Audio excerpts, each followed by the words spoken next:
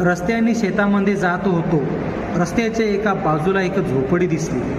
त्या झोपडीला बघून तिकडे गेलो आणि त्या झोपडीमध्ये एक आजोबा आणि आजी राहत होते. आजीला विचारलं मी, आजी तुम्ही इथल्या पाण्यामध्ये इथे कसे राहता एवढ्या त्रासामध्ये? तर आजी म्हणाली, बाबू मला 2 मुलं आहेत. एक फॉरेनमध्ये नोकरीला आहे तर दुसरं आपल्या बायकोसोबत महलमध्ये ऐशो आराममध्ये राहतो.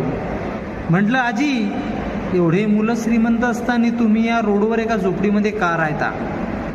तर आजोबा म्हणाले, बाबू लहान होते मुलं तेव्हा त्यांचे आई वडील होते त्यांच्यासाठी हिरो. तेच आई वडील झाले म्हातारे आणि त्यांना जड होऊ लागले. त्रास देऊन त्यांना दिलं घराच्या बाहेर काढून.